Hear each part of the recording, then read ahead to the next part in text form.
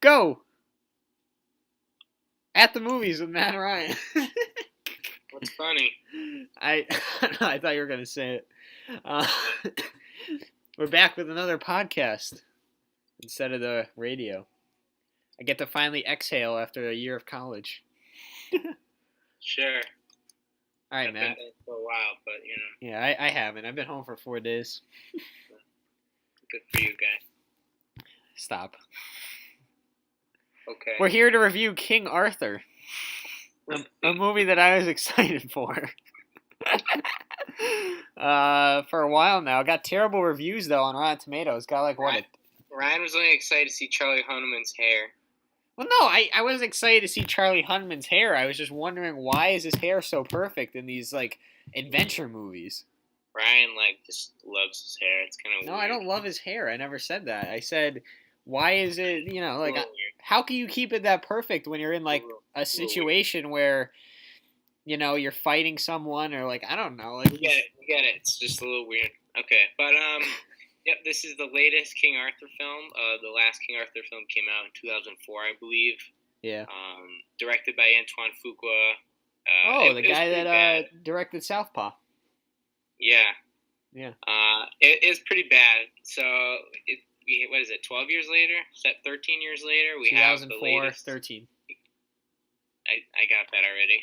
The latest King Arthur film, this time directed by Snatch and Lock, Stock, and Two Smoking Barrels director Guy Ritchie, who's recently transferred to more kind of blockbuster filmmaking. But yeah, the film follows Arthur, who's robbed of his birthright. He kind of grows up in this kind of slumish back alley of the city where but he has this instant desire to be successful, and that kind of keeps him driven.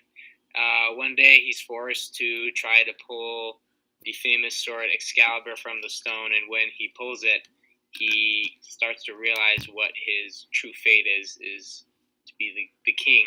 So he has to challenge Jude Law, who's his uncle, who killed his dad at the beginning of the movie, to become the king. It's pretty much the movie. Yeah, it was simple. Anyway. Well, much like The Man from U.N.C.L.E., which is Guy Ritchie's last movie, I noticed he has an interesting way of shooting a movie. And the first 10, I have to admit, man, the first 15 minutes was like a 10 out of 10 for me. Oh, really? No, it was like an 8 out of 10. It's like a 0 for me. No, but it was funny. It was fun. It was all right, honestly, it was giving me a little bit of a headache, the amount of quick shots that were, coming in and out. But I was just wow, this is still pretty fun though, and I had no idea what was going on. It was I don't like. It was perfect for a 10 o'clock movie. I didn't have to think for the first 20 minutes. I didn't like Man from U.N.C.L.E. that much, to be honest. I thought it was 7 out of 10. It was James Bond light. It just, I don't know. There was nothing to it that was very entertaining or original. I do like Guy Ritchie though, and I know this movie's getting pretty horrible reviews. It has a 23% Rotten Tomatoes, but I actually enjoyed this for what it was, but I still understand why it's being criticized so heavily. I think if anyone besides Ritchie directed this, it would have been a much different film, because his style is just so ever present here from the first frame to the last. He has a way of making even the most kind of seemingly dull, dialogue-driven scenes into something excited with these flash-forward, flashbacks, characters kind of talking dialogue through the scenes as it goes on with narration. It's very energetic and quick, and the whole movie just has a very fast and furious pace to it that helps make up for a lot of its deficiencies. It's very much no nonsense in filmmaking. There's very little exposition, which is, for a lot of movies, you don't get to develop the characters and story. That's usually a bad thing, but for this movie, it works. I think the movie started to take itself seriously though as it went on. I don't know. I feel like by the end it started to try to develop something really important in the film, but I don't think. Yeah. I see what you're saying. I don't know. I see what you're saying. it's definitely like a lot of blockbusters in the end, how it tries to kind of be epic Yeah. and make it about something more. I agree tonally. There's some problems. I like it. I think the film's at its best when it takes itself not very seriously, when it's kind of just, joking. I think the film generally has a very lighthearted tone throughout most of it. At least the first two thirds, maybe I'd Yeah. say.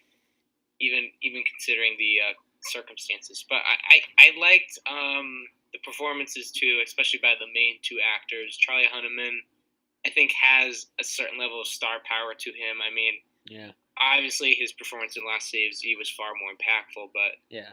He's a little douchey in this movie. here he kind of has a blank slate character and is able to bring some life to it with his general confidence and bravado. It's a very good performance. He makes Arthur into a character the audience can get behind. I actually liked Arthur's arc. It was slight enough.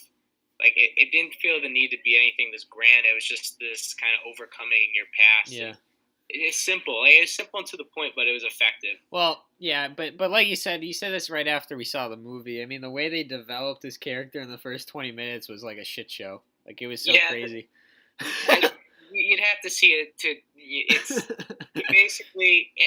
I like what it's attempting, because first there's a sequence. It was fast edits of him pretty much growing up. Yeah. It's like if Boyhood was a 2-minute sequence, pretty much. So we get all these like kinetic, and like while the idea is cool, I think the cuts are a little too quick for us. Like you don't really get the relationships he has with people in these segments, and it becomes hard to understand. And I think that's also part of the problem of the movie is sometimes its style gets in the way of the substance. I mean, there's not a lot of substance to the movie, but I just feel like Ritchie can get a bit ahead of himself with his style, and I think that's definitely an instance where that happens. Yeah, I mean, I don't know. I like what Ritchie does with the action scenes when he slows it down and like shows every little detail of like a bullet hitting someone in the arm. It's pretty cool. I kind of like that. It's definitely unique and different than other filmmakers. And I don't know. A lot of people are complaining that this movie feels too much like a video game, which that's a criticism I'm getting really sick of hearing in film criticism. It's like a video game. Like, it's just so stupid. Yeah. Video games aren't this mindless, joyless experience as shown through a lot of the best games that have come out through the past couple of years. Yeah. So it's just an ignorant criticism, first off. But I like the action too. It's definitely, you could say, over stylized, but it was very stylized. It was bold, and I think it was used sparingly enough. I was impressed for even though the film was a little over 2 hours, that there was only like 2 or 3 pretty notable action scenes. The rest of the time, it was kind of moving, trying to kind of give Arthur a little backstory and kind of him with his jolly group of friends and stuff like that. Like it wasn't as action oriented as I was expecting, which to me was a positive. I feel like most of the movie. I think that most of the budget for the movie was used on like the costumes and everything than the action scenes, which was kind of interesting. And unlike most, I don't know, studio films, I guess you could say. So, I mean, yeah, I think Ritchie definitely has more style than most studio directors, and I think I wouldn't call him a studio director. Yeah, he's becoming one. The term studio director means someone who comes in and just does what the studio wants them to do. An example a lot of people use is Gavin Hood with the X-Men Origins Wolverine movie, because even though Hood has had a few movies where he's shown some style, he kind of, that's all neutered and it's more of the studio taking over. I wouldn't say that's Ritchie at all. Yeah. He's not a studio director. He's always himself. He's always directing with his style. I think he's also gotten to the point where he has credibility. Well, yeah, he's losing some of that after this. I mean, both the Sherlock Holmes movies were pretty big hits. I don't think those movies are great. Like, that's the kind of bizarre thing to me is I don't think those movies. I think those movies are about as good as this movie, but I think all 3 are equally flawed in their own ways. But the Sherlock Holmes movie got generally good reviews, so it's a little. That's something I don't quite understand. Yeah. But I guess that's just how the cycles work, I guess. I don't know. I never saw his other. I don't know.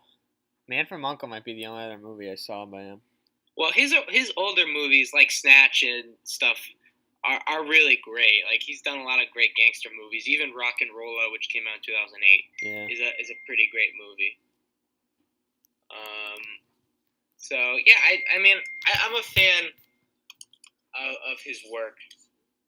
Me too. My brother just texted me 1 second.